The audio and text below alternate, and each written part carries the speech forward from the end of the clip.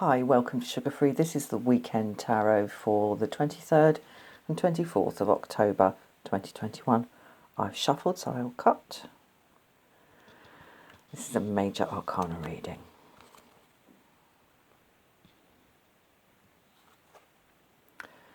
Hermit in the reverse. Justice. Hanged Man in the reverse. Right, well, there's a real focus this weekend on matters of fairness. And it looks like we are not inclined to do too much or a huge amount of either inner examination in this matter or trying to look at it from a different angle. The inner examination is represented by the Hermit here, and the looking at things from a different angle, probably from the other person's point of view, is the Hangman. They are both in the reverse. So something's going on where we have a sense of the importance of the matter of right and wrong, deserved and undeserved, fair and unfair. So let's have a look. And as I say, we are not inclined to really call ourselves or the way we see things, if we're able to separate those two things.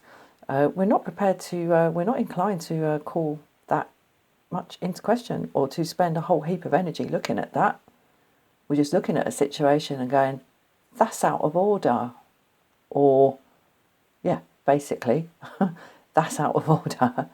Because whichever way a situation appears to be unfair or wrong or something, it doesn't matter which way you look at it, there's always someone, whether you're saying that's out of order what is happening to me or that's out of order what is happening to them. It's the matter of something basically being out of order and not cricket. Okay, let's see if we can see anything more about that. Okay, Chariot, how interesting. Let's map the idea of right and wrong onto, well, let's just do this as an experiment. Let's map the idea of fair and unfair, right and wrong, okay and not okay, on the moral front, onto each of these horses. And you see, the thing about the Chariot is that what we're doing in the Chariot is trying to ride two horses at the same time and trying to keep these two separate things, excuse my lack of vocabulary, these two separate things kind of working as one. And that takes a lot of strength. It takes a lot of courage, and it doesn't always work. Now that kind of runs counter to what I said about not trying to look at it from the other person's point of view, or not trying to really look inside and see whether we are actually in the right about something. So that little thought experiment I just did, I'm going to park that, and I'm going to say that basically we're more here in this reading. We are here. We are the Charioteer. Okay, there's right and there's wrong. And we can spend however long we want contemplating the navel of morality. Bottom line is, some things are just bang out of order, and we are just steaming over it with these massive riveted iron wheels of this chariot, and we're just going to ride roughshod over it. And sometimes that has to be done. You know, sometimes people who don't have our best intentions at heart will try and sort of engage us in this moral maze hall of mirrors, wherein we look at it this way and we look at it that way, and we get gaslighted, and you know, if we're sort of looking at something going, hold on a minute, that's just bang out of order, and they go, oh well, yes, but if you look at it in this way and in that way, and I'm sure other people don't necessarily feel like that. It is only you who sees things like that, or something like that. And you come away sort of thinking, oh, yeah, I suppose I do need to be more balanced. And then later on, you're like, hold on a minute. Hold on a minute. I've just had a number done on me. So there is this very strong sense here in this reading of simply looking at a situation and naming it for what it is, and not getting sucked down the rabbit hole of, as I say, looking at it this way and that way, and all put yourself in their shoes. And it's like, yeah, there's a place for that. And usually that is a very, very good approach. Sometimes it's not. And it's about seeing when it is appropriate to just say, you know what? You can frame it however you want to frame it. This is out of order. End of. That's what I'm seeing here in this reading. Whoa. Okay. Death in the upright. So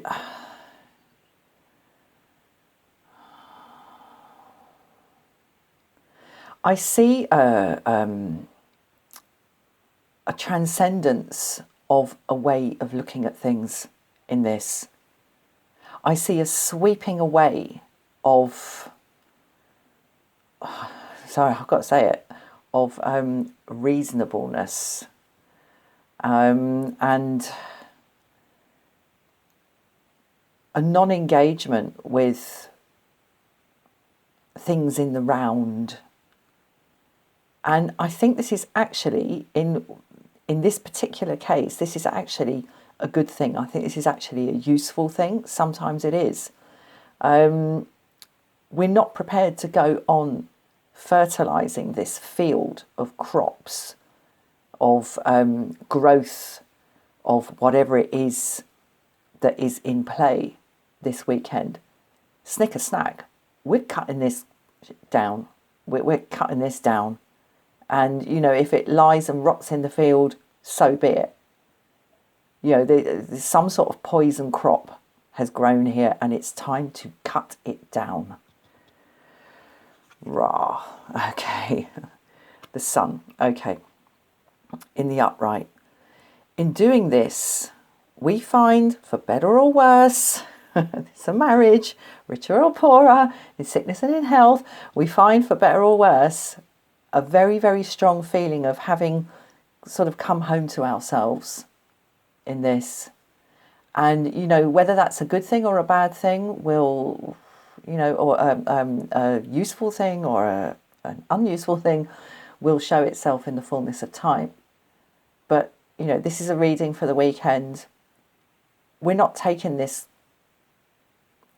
rubbish anymore. We're cutting it down. We're rolling over it, because, you know, sometimes we just know in our gut that something is wrong. There used to be an advertisement for, I don't know, some kind of liqueur or something, some kind of posh English liqueur, or sort of, you know, it was marketed as English, branded as English in the old days.